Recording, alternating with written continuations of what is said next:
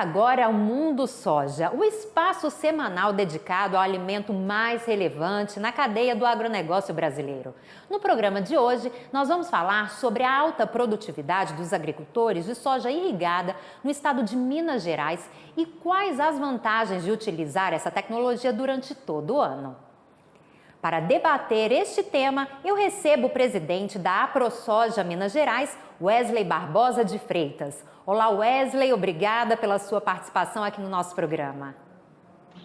Satisfação é toda nossa, muito obrigado aí pela oportunidade, pois o seu programa e outros programas mais que temos tido a oportunidade de participar, é que o produtor tem voz, pode dizer aquilo que ele faz no seu dia a dia, nos seus afazeres e levando um alimento sadio e barato ao cidadão que mora nas grandes capitais.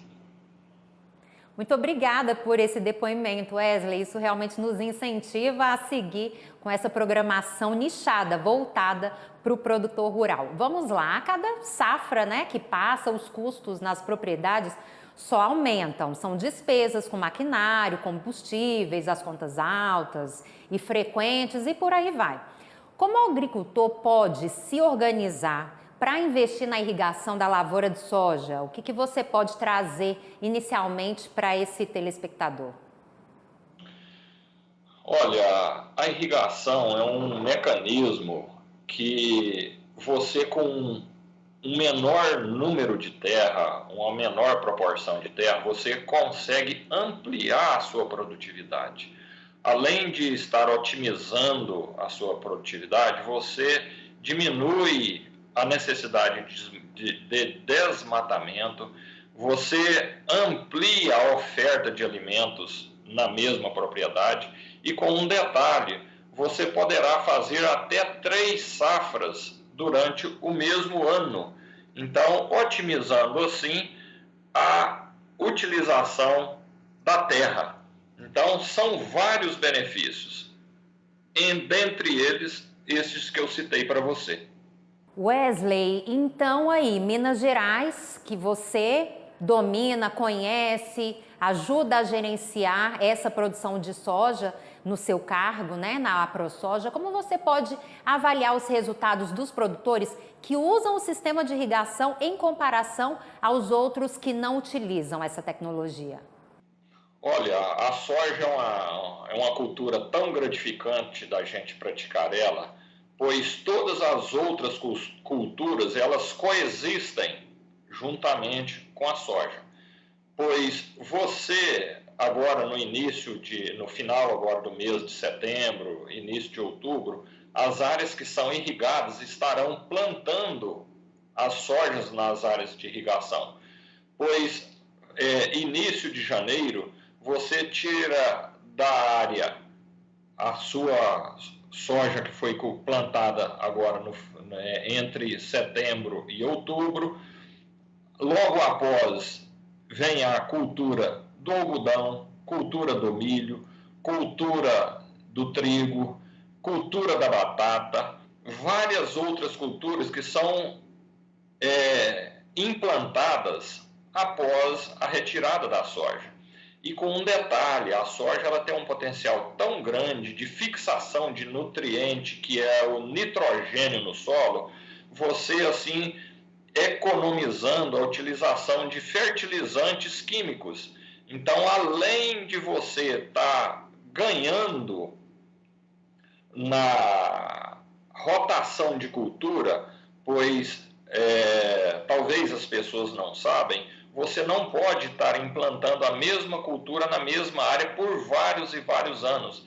Então, com a utilização da irrigação, você faz no primeiro plantio o cultivo da soja, no segundo, que ela é uma leguminosa, no segundo plantio você faz um cultivo aí de milho ou de trigo ou de uma outra gramínea, e logo após você entra aí com a batata, com HFs, que é hortifruti grangeiros, você entra aí com a cultura do algodão, você entra com a cultura do milho. Então, assim, uma gama de cultivos que você pode fazer em cima dessa área que foi utilizada a irrigação. Então, a gente vê com bons olhos a necessidade de estar ampliando a utilização dessa prática.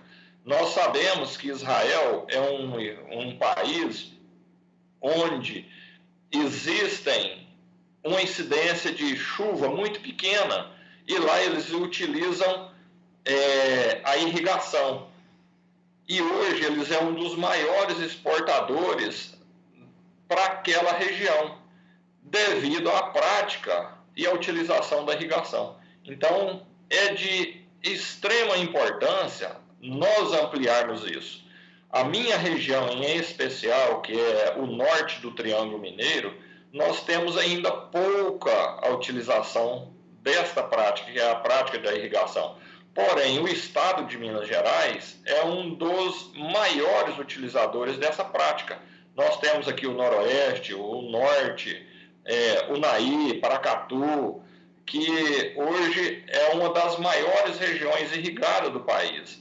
E a gente vê que onde chega essa prática, o IDH, como ele tem elevado, pois você consegue otimizar a produtividade destas culturas nessas regiões.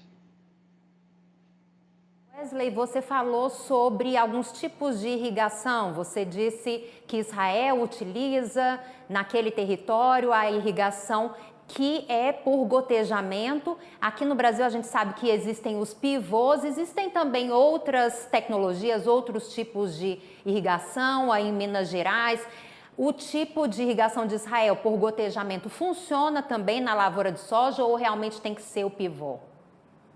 Olha, no caso da soja tem que ser o pivô, pois no caso do gotejamento tem que ser a cultura não perene, uma cultura aí de manga, uma cultura de laranja. Você otimiza a área, você otimiza a água, pois é um sistema que você tem que ficar em definitivo.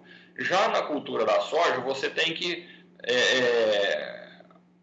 plantar, você tem que colher com grandes máquinas, em seguida você tem que plantar outro tipo de cultura. Então, assim fazendo, não há possibilidade de você utilizar esse sistema, que é o de gotejamento. Então, na utilização da soja, ou é por pivô central ou por inundação, que é uma irrigação muito utilizada na região da Lagoa da Confusão, no Tocantins.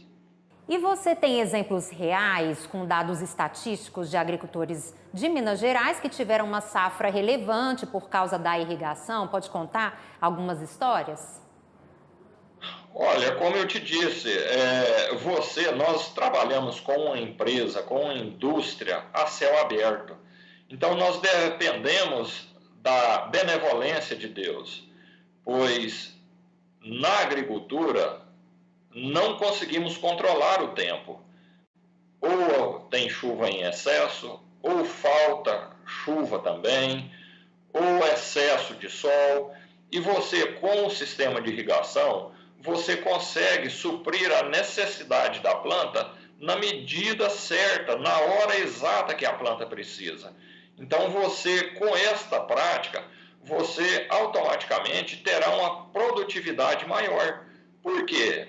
Aqueles estresses que a planta sofre durante o período que ela está dependendo da chuva, naquela hora que você supre essa necessidade de irrigação com os pivôs central, automaticamente aquela cultura ela terá uma produtividade maior, pois ela não sofre estresse hídrico.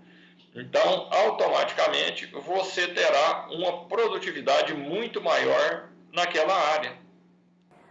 Wesley, é fato que o pivô realmente é um dos principais equipamentos utilizados na irrigação de grandes áreas de plantio. Você falou, inclusive em Minas Gerais, é o que domina a região. Na sua opinião, qual a melhor estratégia de uso desse maquinário para gerar segurança ao produtor e garantir também uma boa colheita? Olha, a maior segurança é você ter ali um sistema onde você colocará e suprirá a sua cultura com a água. Imagina você ficar dependente exclusivamente da chuva. Então, nesse momento, você tem que esperar o momento certo, a hora que realmente você vê as previsões de chuva, você vê que aquele período ali realmente você terá uma oferta de água em abundância. Então, assim, você talvez está lá no período, porque existe aqueles períodos ideais para o plantio, tanto da soja quanto das demais culturas. E talvez você não pode começar aquele plantio devido à falta de chuva, porque sem água é impossível germinar a semente. Agora você tem uma condição ideal de clima, porém não tem a umidade ideal para poder fazer o plantio da sua cultura. Então, você tendo a utilização da irrigação, você otimizará a sua área, aumentando assim a produtividade. Agora, uma coisa que a gente tem insistido e pedido e debatido é para que aumente as ofertas de energia elétrica, pois Minas Gerais ela tem uma particularidade muito grande, pois nós temos grandes rios, Rio Paranaíba, Rio Grande, na divisa de São Paulo, nós temos grandes rios aqui que banham o nosso estado, que a gente poderia estar otimizando muito mais as nossas terras, aumentando a nossa produtividade, e com isso nós não precisamos de aumentar desmatamentos, nós não precisamos agredir a natureza. Agora, muitas das vezes as pessoas nos criticam, mas está utilizando a água. Pelo contrário, nós estamos otimizando a água. Analisa você, Deus quando fez a natureza, ela é tão perfeita, ela é tão sábia. Você imagina, você utiliza a irrigação, você joga água no solo, automaticamente o solo é uma esponja. O solo absorve aquela água, a água volta para o lençol freático, retornando assim à natureza. Então, você utilizando irrigação, você não estará fazendo mau uso da água. Pelo contrário, você estará reciclando aquela água e depositando ela novamente na natureza, ela voltando assim aos veios subterrâneos que tem de água, voltando assim aos rios, ao seu fluxo normal. Então, a utilização da irrigação nada mais é do que um aumento de oferta de alimento, oferecendo assim para toda a população em abundância um alimento mais barato. Wesley, você elencou inúmeros benefícios do sistema de irrigação. Está claro que vale a pena investir, mas agora vamos falar de números. Quanto que o agricultor pode e consegue investir para ter um sistema básico de irrigação que seja, porque a gente sabe que são os pequenos, médios e grandes agricultores, nem todos têm dinheiro em caixa para pagar um grande pivô. Como ele pode calcular e ver realmente o que vale a pena, se ele vai ter retorno, que orientação você pode passar para o nosso agricultor telespectador aqui do canal? Agricultores amadores, eles estão fadados ao fracasso, pois na atividade agrícola existia um ditado antigamente que dizia o seguinte: meu filho, se você não estudar, você vai para a roça. Hoje é o contrário. Filho, estuda para você ir para a roça. Hoje não se permite mais produtores, agricultores amadores. Isso foi coisa do passado.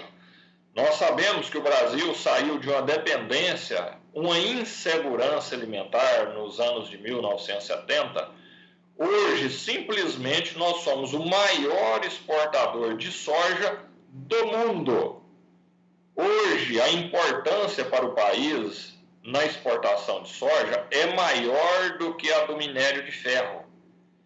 Então, como eu estava te dizendo, hoje, para se implantar 1 hectare de irrigação, se custa em média mais ou menos R$ 15.000 para a implantação de um pivô central. Então, cada produtor tem que entender a sua necessidade, entender a particularidade da sua propriedade, pois não adianta simplesmente eu querer montar um pivô se na minha área eu não tenho oferta de água em abundância.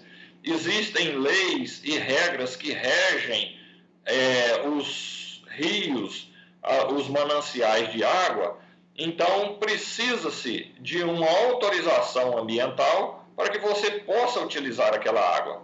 Então, você em posse disso, aí você verá se a sua área ela tem aptidão para a irrigação ou não.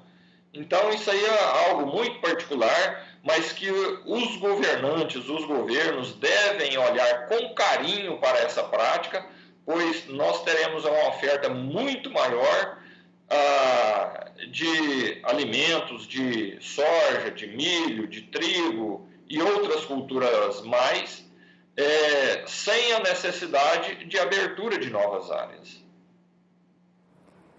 Importante as suas observações, Wesley. Você já falou alguns passos burocráticos que o agricultor precisa dar para conseguir implementar o sistema de irrigação.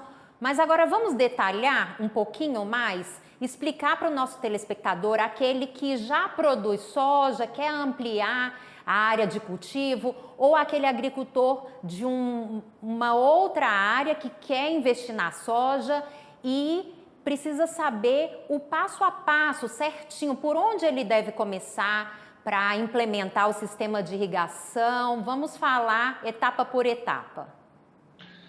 Olha, como eu te disse desde o início da nossa entrevista, você tem que saber e entender se na sua região você tem oferta de energia elétrica.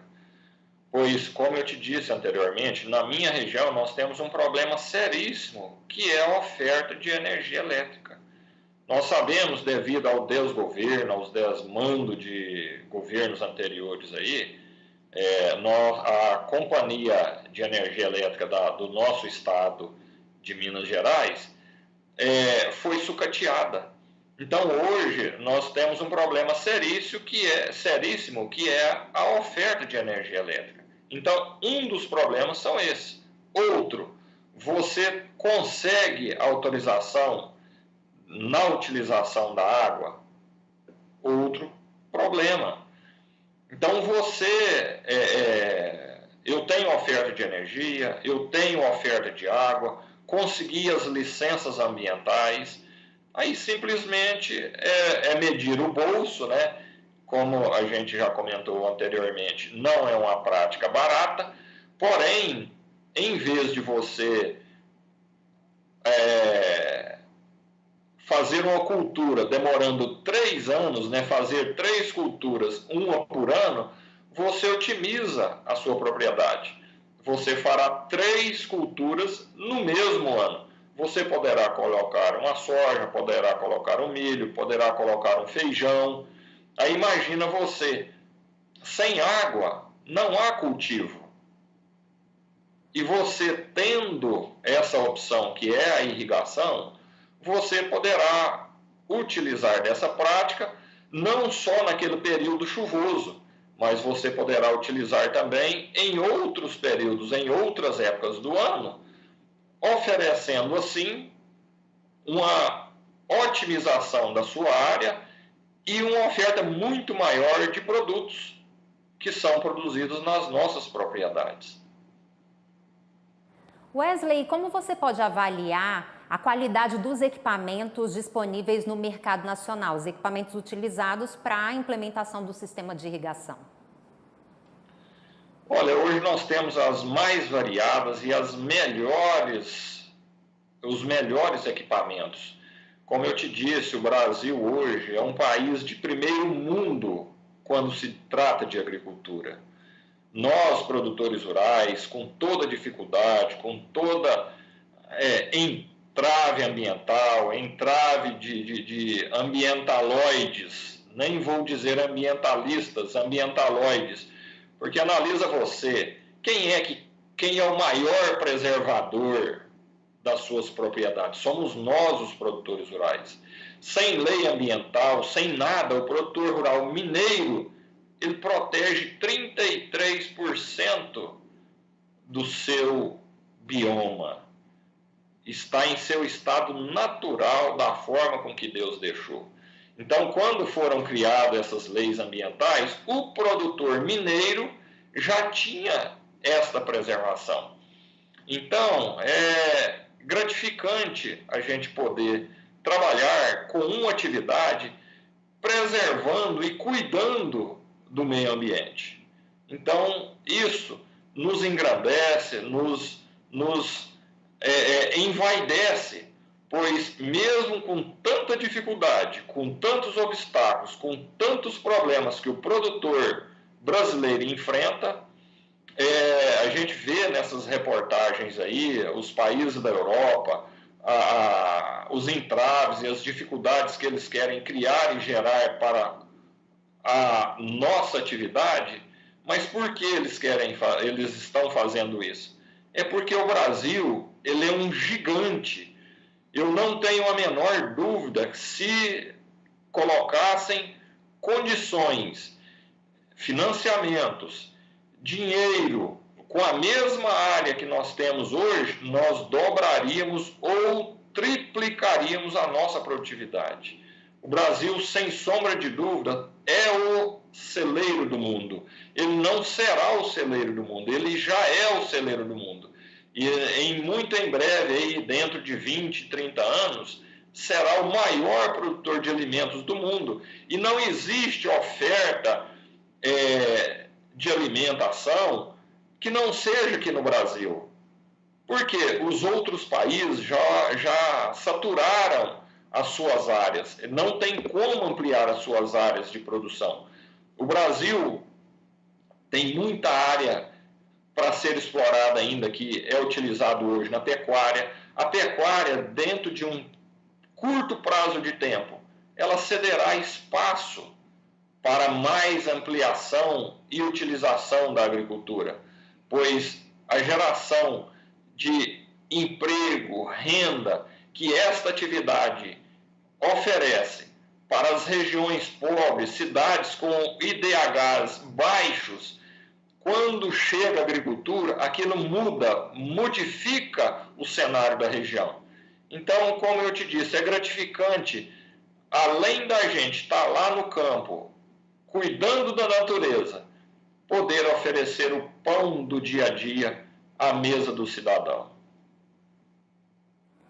É muito bacana te ouvir falando assim com tanto entusiasmo, tanto orgulho da sua cultura, da cultura da soja. Wesley, uma outra questão muito importante é a inovação, a tecnologia no campo.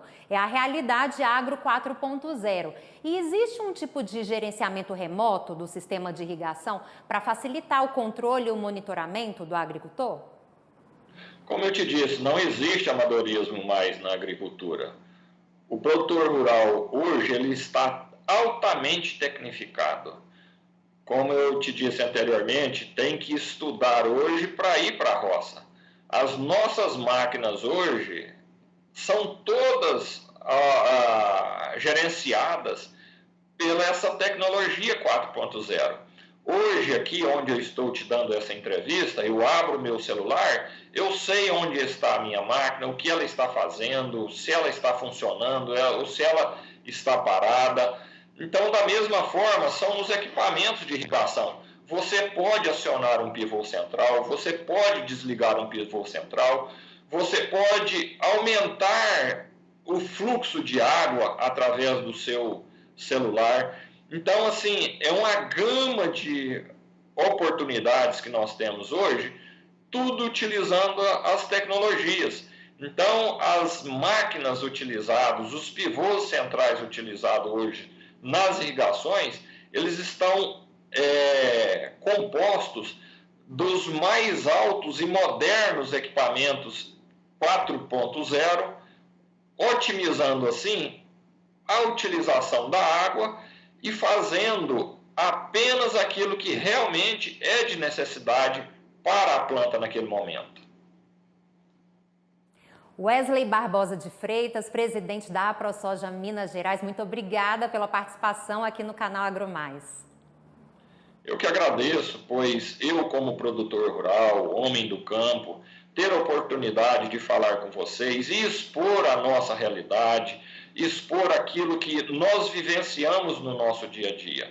Eu sou um homem que estamos lá na terceira geração, na mesma fazenda. Os meus avós, eles são descendentes e originários de Ituverava, estado de São Paulo, e desde 1909 que nós estamos na mesma propriedade. Então, ninguém mais do que eu quer cuidar dessa propriedade e, assim, transmitir esta propriedade para a minha descendência, que são meus filhos. Então, muito obrigado a vocês por esta oportunidade de estar falando para todo o Brasil. Muito obrigada, então, Wesley. Eu que agradeço. E o programa Mundo Soja desta semana fica por aqui, mas você pode rever essa entrevista no nosso canal do YouTube AgroMais TV. Uma ótima semana, a gente se vê no próximo programa.